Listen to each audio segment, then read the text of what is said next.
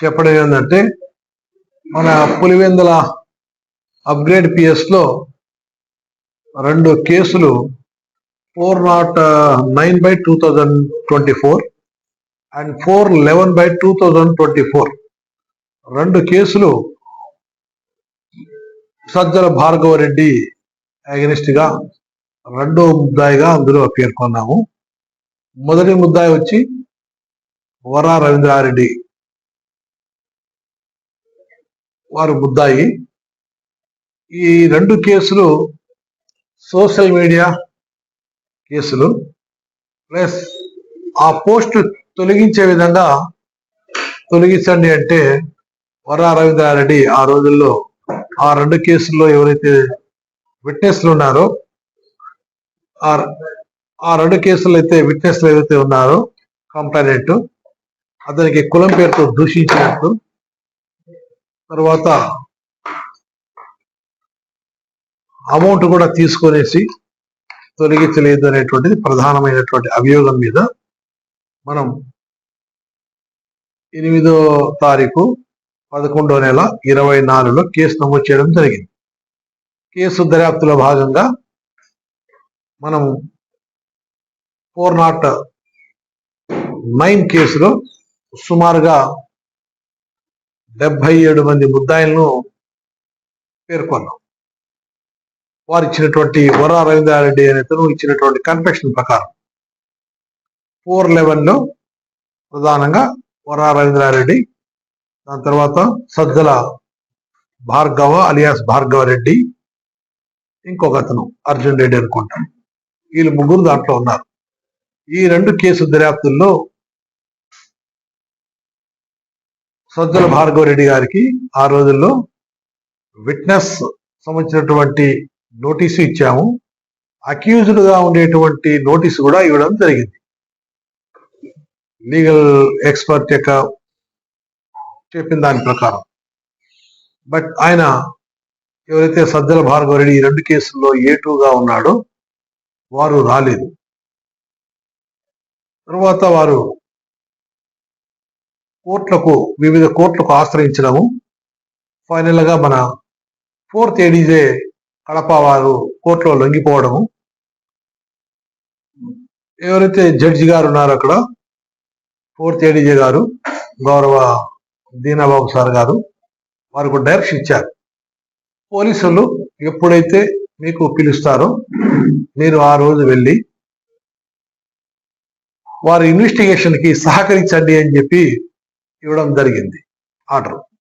ఆ ఆర్డర్ ప్రకారం వారికి ఒక 5 days బ్యాక్ నోటీసు 2 కేసులు సర్వ్ చేసి ఈ రోజు విచారణకు రమ్మని చెప్పి 25/4/2026 10 గంటలకు రావాలంటే వారు క్రమం తప్పకుండా ఇక్కడ స్థానికంగా ఉండేటువంటి అడ్వకేట్ ఓవల్ రెడ్డి గారి యొక్క వారిని వచ్చి మా దగ్గర హాజరవడం జరిగింది.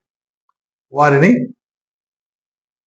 వివిధ రకాలైనటువంటి సోషల్ మీడియా మీద వారు పోస్ట్ చేసినటువంటి దాని మీద దానికి సంబంధించినటువంటి ఏముంది అని చెప్పి ప్రశ్నలు వేయడం జరిగింది. ఆ ప్రశ్నలలో కొన్ని సహకరిస్తూ బదులు ఇవ్వడం జరిగింది, కొన్నిటిని దాటవేసేటువంటి క్రమంలో చెప్పడం జరిగింది. ముఖ్యంగా ఈ కేసులో ఏదైతే సోషల్ మీడియాల కేసులో ఏదైతే వాళ్ళ ఇన్స్ట్రుమెంట్ ఆ రోజులు వాడింటారో ల్యాప్టాప్స్ కానీ సెల్ ఫోన్ కానీ అవి ప్రొడ్యూస్ చేయమని చెప్పాము. వారు దానికి కోర్టు ద్వారా వస్తే మేము ల్యాప్టాప్ సెల్ ఫోన్ ఇస్తాము అట్లా అని చెప్పారు. బట్ ఇన్వెస్టిగేషన్ లో కోర్టు ఆర్డర్లో ఆ రకంగా ఏం లేదు. కేసులో దర్యాప్తు భాగంలో వారు మాకు ప్రొడ్యూస్ చేయాలి. అది ప్రొడ్యూస్ చేసిన తర్వాత ఇంకా ఈ రిలేటెడ్ క్వశ్చన్స్ ఈ కేసులన్నీ వేయాల్సి ఉన్నాయి. వారిని రేపటి దినం 2 గంటలకు ఇదే సబ్ డివిజన్ ఆఫీస్ రమ్మని చెప్పినాం. వారు కూడా వస్తారని చెప్పారు. వారికి నోటీసు కూడా ఇచ్చాము. ముద్దాయిలు వచ్చి ఒక 409 కేసులో 77 ఉన్నారు. ఇంకో కేసులో 3 ఉన్నారు. దాంట్లో ఈ 409, 411 కేసులో వరా రవీంద్రారెడ్డిని మనం అరెస్ట్ చేసి పంపించాం. ఇంకో కేసులో పీటీ వారెంట్ మీద వారికి ప్రొడ్యూస్ చేసినాం. అంటే 2 కేసుల్లో అరెస్ట్ అయినట్టు. దాని తర్వాత సుమారుగా ఒక 7-9 మంది దాకా ఉండేటువంటి ముద్దాయిలు వాళ్ళు పీటీ వారెంట్ వివిధ మన రాష్ట్రంలో ఉండేటువంటి పోలీస్ స్టేషన్లో వివిధ స్టేషన్లో నమోదైతే మన కేసులో ఇన్వాల్వ్ అయినటువంటి సుమారుగా 9 నుంచి 10 మంది అనుకుంటా వారిని పీటీ వారెంట్ మీద ప్రొడ్యూస్ చేశాము. ఒక 35 మంది దాకా మనం విచారించి వాళ్ళని 41 నోటీస్ ఇచ్చి విచారించి వాళ్ళ స్టేట్మెంట్లన్నీ రాయడం జరిగింది. వాళ్ళకి 35 మెంబర్స్కి. ఇంకా మిగతా వాళ్ళు కొంతమంది ఇంకా 20+ ఉన్నారు.